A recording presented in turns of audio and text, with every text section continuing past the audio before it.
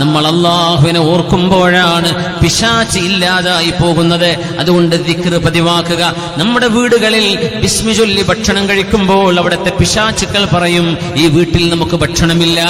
കിടന്നുറങ്ങാൻ വുദു എടുത്തു പോവുകയും ബിസ്മിക റബ്ബി വലഅതു ജംബി വബിക അർഫഉഹു, വലതു ഭാഗം ചെരിഞ്ഞു കിടക്കുകയും കവിളിൽ കൈവച്ചുകൊണ്ട് വലതു ഭാഗത്ത് ചെരിഞ്ഞു കിടക്കുകയും ചെയ്താൽ അതൊരു പക്ഷേ ആദ്യം ചെയ്യുമ്പോൾ പ്രയാസമായിരിക്കും. ഒന്ന് പ്രാക്ടീസ് ചെയ്ത് നോക്കിയാൽ ആദ്യം എനിക്ക് മലർന്ന് കിടന്നാലേ ഉറക്കം വരുള്ളൂ, കമിഴ്ന്ന് കിടന്നാലേ ഉറക്കം വരുള്ളൂ, ഇടത്തോട് തിരിഞ്ഞാലേ ഉറക്കം വരുള്ളൂ, അങ്ങനെയൊക്കെ അസുഖം ഇബ്ലീസ് തോന്നിപ്പിക്കും. പക്ഷെ വലതു ഭാഗത്തേക്ക് ചെരിഞ്ഞ് ഇതെന്റെ ഹബീബിന്റെ സുന്നത്താണ്, ഇങ്ങനെയാണ് എന്നെ ഖബറിൽ കൊണ്ടുപോയി വെക്കുന്നത് എന്നോർത്ത് വലതു ഭാഗത്തേക്ക് ചെരിഞ്ഞ് കൈയിന്റെ ഉള്ള്, വലത്തെ കൈയിന്റെ ഉള്ള് കവിളിലേക്ക് വെച്ചുകൊണ്ടാണ് നമ്മുടെ ഹബീബ് സല്ലല്ലാഹു അലൈഹി വസല്ലം കിടന്നുറങ്ങിയിരുന്നത്. അങ്ങനെ ഒരു ഉറക്കം നമ്മൾ ദിക്ർ ചൊല്ലിയിട്ടാണ് ഉറങ്ങുന്നതെങ്കിൽ പിശാചവന്റെ കൂട്ടുകാരോട് പറയും, എടോ നമുക്ക് ഈ വീട്ടിൽ ഉറങ്ങാൻ ഇനി ഇടമില്ല, നമുക്ക് പോകാം.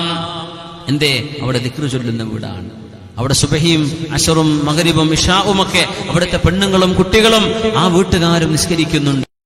പിശാചിന്റെ ശല്യമുണ്ടാവില്ല.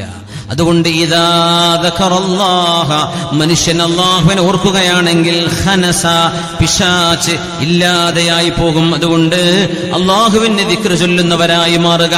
അല്ലാഹു നമുക്ക് തൗഫീഖ് നൽകട്ടെ.